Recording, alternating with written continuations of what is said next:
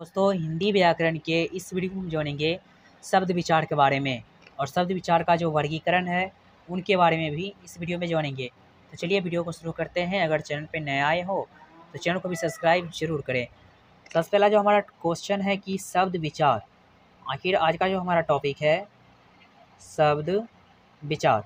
शब्द विचार किसे कहेंगे उनके बारे में जानते हैं। शब्द विचार का डिफिनेशन हो जाएगा कि व्याकरण के जिस भाग में शब्दों के भेद, अवस्था और व्युत्पत्ति का वर्णन हो उसे शब्द विचार कहते हैं। इसका डिफिनेशन हम लिखेंगे व्याकरण के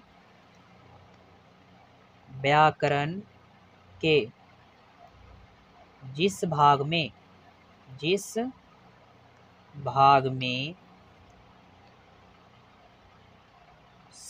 के भेद, अवस्था और व्युत्पत्ति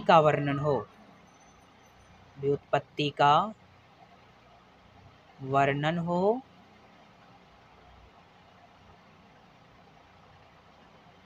उसे शब्द विचार कहते हैं। उसे शब्द विचार कहते हैं। इसमें हम क्या समझे शब्द विचार में कि व्याकरण के जिस भाग में शब्दों के अवस्था, व्युत्पत्ति का वर्णन हो उसे शब्द विचार कहते हैं। ये तो हम समझ गए शब्द विचार के बारे में। अब जानेंगे शब्द के बारे में। आखिर शब्द क्या होता है उनके बारे में जानना है। शब्द जो है ये वर्णों और मात्राओं के मेल से बनते हैं। यानी शब्द जो है वर्ण हो गया और मात्रा, ये दोनों का कॉम्बिनेशन होता है। ये दोनों मिलके ही शब्द बनते हैं। अब हम ये जानेंगे कि शब्द जो है, शब्द का डिफिनेशन क्या हो जाएगा उनके बारे में। तो शब्द का परिभाषा हो जाएगा ध्वनियों के मेल से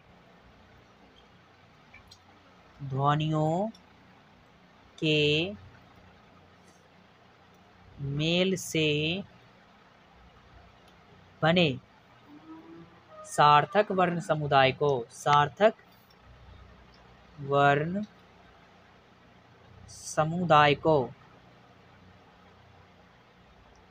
को शब्द कहते हैं। शब्द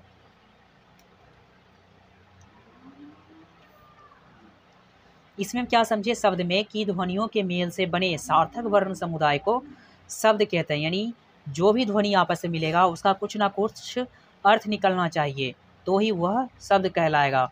जैसे एग्जाम्पल के माध्यम से क हो गया, म हो गया, फिर ल हो गया। इन तीनों को जब मिलाएंगे हो जाएगा कमल।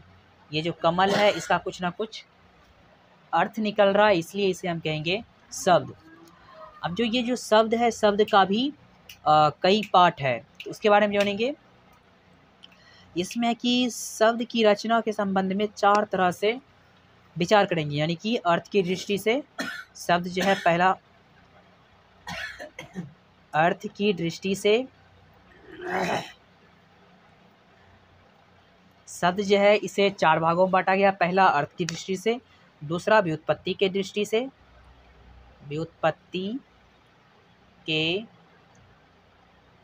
से और तीसरा हो जाएगा उद्गम की दृष्टि से, उद्गम की दृष्टि से यानी उद्गम दृष्टि। और चौथा हो जाएगा प्रयोग यानी कि व्यवहार। प्रयोग को व्यवहार भी कहते हैं, प्रयोग की दृष्टि। यानी कि जो शब्द जो है इसे 4 तरीकों से बांटा गया है, जिनमें से पहला हो जाएगा अर्थ की दृष्टि से। और ये सब जो है इनके बारी बारी से जानेंगे। पहले हम जानते हैं कि अर्थ की दृष्टि से जो शब्द के भेद हैं वो कितने हैं। अर्थ की दृष्टि से हो जाएगा, अर्थ की दृष्टि से शब्द के 2 भेद हैं।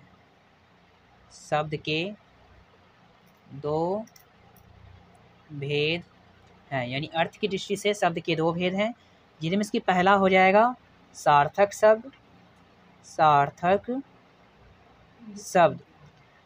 शब्द जो है इसका जो है स्वयं कुछ अर्थ होता है। इसमें लिखेंगे स्वयं कुछ अर्थ होता है। स्वयं कुछ अर्थ होता है। यानी सार्थक शब्द जो है इसका कुछ ना कुछ अर्थ होता है। जैसे कि एग्जाम्पल के मतलब माध्यम से समझते हैं। जैसे माता हो गया और पिता हो गया, इसका कुछ ना कुछ अर्थ होता है, इसे कहेंगे सार्थक शब्द। अब दूसरा इसका जो भेद है वो हो जाएगा निरर्थक। निरर्थक निरर्थक शब्द, इसमें क्या होता है कि इसका अर्थ नहीं होता है। इसमें लिखेंगे शब्दों का अलग कोई अर्थ नहीं होता। शब्दों का अलग कोई अर्थ नहीं होता। कोई अर्थ नहीं होता है, उसे निरर्थक शब्द कहते हैं। उसे निरर्थक शब्द कहते हैं। निरर्थक शब्द में क्या समझे कि इसका कोई भी अलग अर्थ नहीं होगा, इसलिए इसको कहेंगे निरर्थक शब्द। इसका एग्जाम्पल भी समझ लेते हैं। इसका एग्जाम्पल हो जाएगा जैसे चप हो गया, मट हो गया, लप हो गया। इन सब का जो है कुछ मीनिंग नहीं निकल रहा है, इसलिए इसे कहेंगे निरर्थक शब्द। ये था अर्थ की दृष्टि से। अब हम जानेंगे व्युत्पत्ति की दृष्टि से शब्दों के भेद। व्युत्पत्ति की दृष्टि से शब्दों के भेद, यानी व्युत्पत्ति की दृष्टि से शब्दों के कितने भेद हैं उनके बारे में जानेंगे। इनका अभी हम पहले नाम लिख देते हैं और अगले पेज में हम जानेंगे इनका डिफिनेशन। इनका पहला हो जाएगा रूढ़, दूसरा यौगिक और तीसरा हो जाएगा योग रूढ़। योग रूढ़। अब इन सब का बारी बारी से डिफिनेशन जानेंगे। इसमें से कि पहला हो जाएगा रूढ़। रूढ़ जो है इसका डिफिनेशन हो जाएगा जिस स्वर के खंडों का अलग अलग कोई अर्थ नहीं हो। इसमें हम लिखेंगे जिस शब्द के खंडों का अलग अलग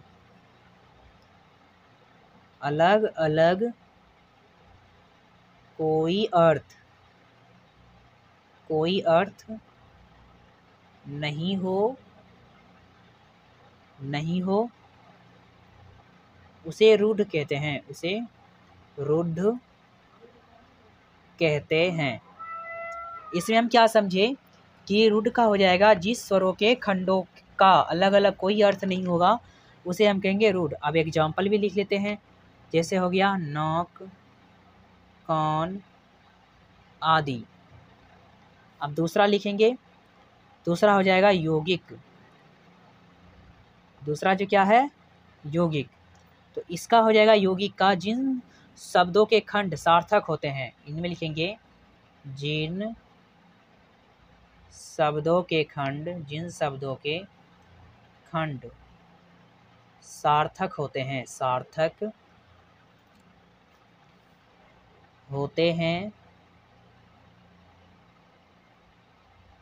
उसे यौगिक कहते हैं।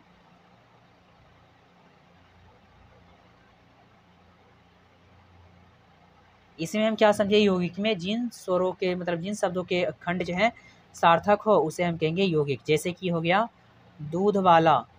दूध वाला जो है इसका अर्थ निकल रहा है कि दूध और वाला, यानी इसका जो अर्थ निकलेगा वो हो जाएगा दूध और वाला, यानी कि दूध देने वाले को ही दूध वाला कहते हैं। इसका कुछ ना कुछ अर्थ निकल रहा है। अब एक और है योग रूढ़। आगे जो है वो हो जाएगा योग रूढ़। योग रूढ़, तो इसका हो जाएगा कि जो शब्द अपने सामान्य अर्थ को छोड़कर विशेष अर्थ धारण करे या फिर पैदा करे। इसमें लिखेंगे जो शब्द अपने सामान्य अर्थ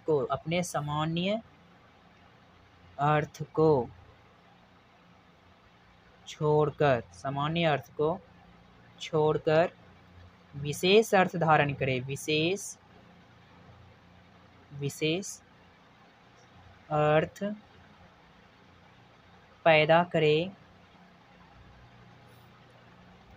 उसे योग रूढ़ कहते हैं, उसे योग रूढ़ कहते हैं।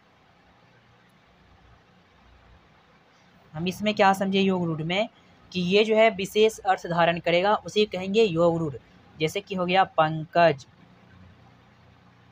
जलज, इन सब का विशेष अर्थ क्या है। जैसे जलज जो है इसका विशेष अर्थ हो जाएगा जो जल में जन्मता है उसे कहते हैं जलज। और एक और एग्जांपल दे जैसे कि लंबोदर, तो लंबोदर का विशेष अर्थ क्या हो जाएगा कि लंबा हो उदर जिसका, अर्थात लंबोदर, यानी जिसका उदर लंबा होता है उसे कहते हैं लंबोदर, जिसे गणेश जी बोलते हैं।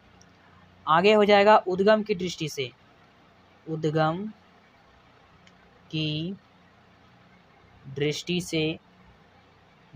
से शब्दों के भेद, शब्दों के भेद। हम इसमें क्या समझे कि उद्गम की दृष्टि से शब्दों के कितने भेद हैं उनके बारे में। तो उद्गम की दृष्टि से शब्दों के टोटल 4 भेद हैं, जिनमें इसकी पहला हो जाएगा तत्सम, तत्सम, तो दूसरा हो जाएगा तद्भव, तद्भव, तीसरा हो जाएगा देशज, देशज, और चौथा हो जाएगा विदेशज। अब इन सब का डिफिनेशन ऐसे ही जान लेते हैं। पहला तत्सम, तत्सम का हो जाएगा जो संस्कृत के शब्द ठीक उसी रूप में हिंदी में प्रयुक्त होते हैं उन्हें तत्सम कहते हैं, यानी कि ये संस्कृत का जो भी शब्द रहेगा वो हिंदी में भी प्रयुक्त हो जाएगा, उसी कहेंगे तत्सम। अब इसका एक एग्जाम्पल के माध्यम से जिसे जो समझते हैं तत्सम में, पहला जो है तत्सम, जैसे हो गया ग्राम, ये हिंदी और संस्कृत दोनों में इसी तरह से रहता है। संस्कृत में जब लिखेंगे तो लिखेंगे ग्रामः और हिंदी में ग्राम। अब हम जानेंगे दूसरे नंबर में क्या है तद्भव, तद्भव, तद्भव जो है ये हो जाएगा कुछ संस्कृत और प्राकृत रूप से रूपांतरित होकर हिंदी में मिल गए ऐसे विकृत संस्कृत और प्राकृत शब्दों को तद्भव कहते हैं। जैसे हो गया आग, मोर, ये सब जो है तद्भव कहलाएगा। अब तीसरा देखते हैं देशज। देशज का क्या हो जाएगा, तो देशज में हो जाता है कि जो शब्द देश के अंदर बोल चाल की भाषा में लिए गए हैं उन्हीं को देशज कहते हैं, यानी कि अपने देश के अंदर में जो भी चीज़ बोले जाते हैं अपने बातों के अनुसार, यानी बोल चाल की भाषा में, उसी कहते हैं देशज। जैसे कि हो गया चिड़िया, यहाँ जो हम अपने देश में बोलते हैं चिड़िया, जूता आदि, तेंदुआर भी बोलते हैं।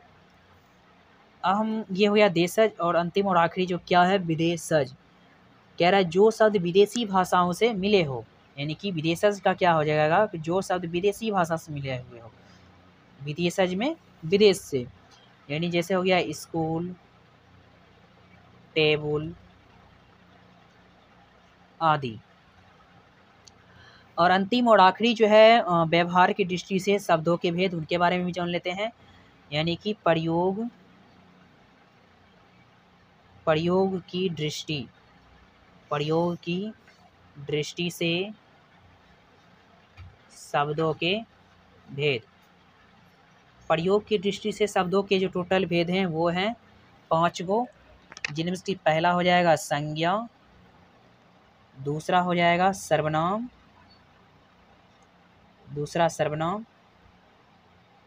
तीसरा हो जाएगा विशेषण,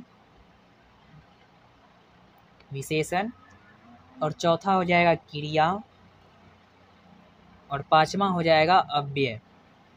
अब इन सब का डिफिनेशन शॉर्ट में समझ लेते हैं। संज्ञा का डिफिनेशन हो जाएगा किसी व्यक्ति या वस्तु स्थान के नाम को संज्ञा कहते हैं।